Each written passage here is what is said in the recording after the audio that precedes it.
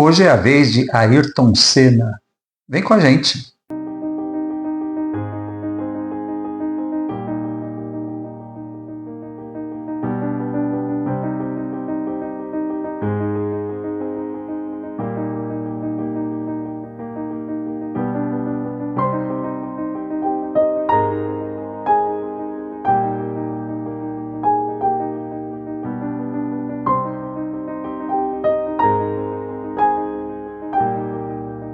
Ayrton Senna nasceu no dia 21 de março de 1960, às 2 horas e 35 minutos, na cidade de São Paulo.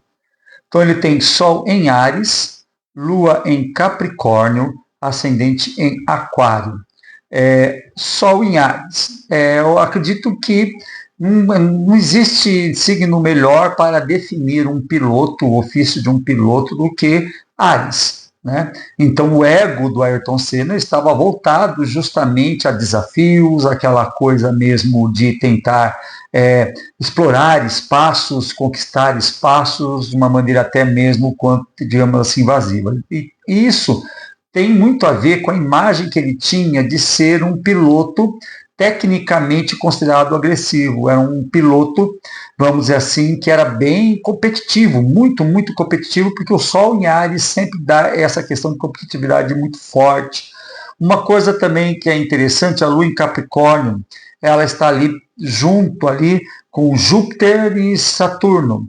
Significa que uma Lua em Capricórnio é uma Lua que, vamos dizer assim, uma Lua em Capricórnio é uma Lua numa situação não muito confortável, né? Capricórnio não é um lugar muito legal para a Lua. E a Lua sempre significa a intuição, o sentimento de defesa, o instinto, como a pessoa se nutre e tudo mais. E por estar em Capricórnio, ela, vamos dizer assim, dá meio que uma esfriada emocionalmente. Então, de certa maneira, significa uma certa dificuldade de se nutrir emocionalmente, de ser nutrido e receber nutrição. E esse Júpiter e Saturno, como o Capricórnio tem muito a ver com uma necessidade também de romper limites, mas um limite para cima, né? Porque a interesse de Capricórnio é chegar no topo. Né? Então, esse Júpiter e Saturno dá uma espécie de conflito no seu entendimento dos limites. Então, de certo modo, o Ayrton Senna ele era uma pessoa ambiciosa e tinha uma certa dificuldade de lidar com seus limites, porque Júpiter é expansão, e um Júpiter em Capricórnio também não fica muito bem confortável, não consegue agir de uma maneira tão efetiva assim. Então, muitas vezes ele se perdia na noção dos seus limites, em termos de status mesmo, né? Uma certa ambição bastante forte ali presente. Ascendente Aquário tem a ver muito com uma imagem de uma pessoa racional. Então o Ayrton Senna passava sempre essa imagem de racionalidade, de uma visão de futuro, uma pessoa visionária, uma pessoa pioneira ao seu modo, e que acaba complementando essa condição de ter um Sol em Áries, reforçando, de certa maneira, essa imagem de liderança, né? De estar à frente do seu tempo. O que tem de interessante no mapa do Ayrton Senna é que ele tem Urano no ascendente, o que significa que nas suas relações de amizade ou mesmo de inimizade, as coisas fugiam meio do controle. E a gente sabe que o Ayrton Senna ele passou por várias situações polêmicas, principalmente com seus companheiros de profissão, de exercício no esporte, né? Mas outra coisa que chama muita atenção é que esse Urano está em oposição a Marte, né? Esse Marte em aquariano, o que acaba dando uma ideia de uma certa... quando você olha uma posição desse tipo no mapa, né, o Urano, normalmente ele está muito associado com aquilo que foge do controle, portanto, há acidentes.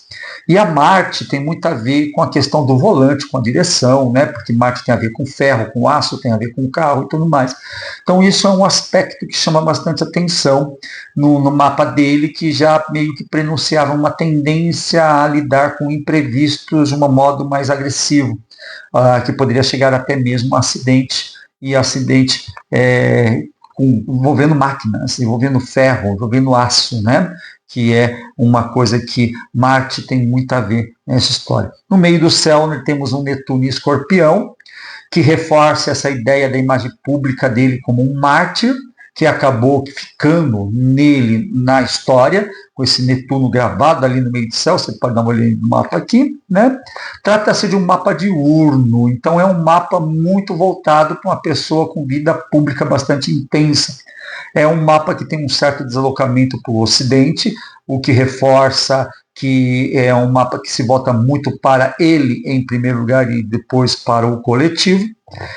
Ao mesmo tempo que esse Netuno no meio do céu também representa além da questão da imagem de Marte, uma imagem existencialista. Então, o que acabou ficando após a morte do Ayrton Senna? O Instituto Ayrton Senna, que tem uma certa fama por estar trabalhando com questões voltado à educação e assistência social e etc. E tal, né? Não existe uma quebra de ritmo significativo e nem de elementos, é um mapa bem distribuído. Então, eu acho que essas são as principais características que a gente pode observar nesse mapa dessa pessoa que marcou bastante a história do país no campo do esporte e até hoje ele é muito lembrado como sendo uma figura importante, né, nacionalmente. Gostou desse vídeo? Deixa o seu like, se inscreva no nosso canal. Vamos nessa!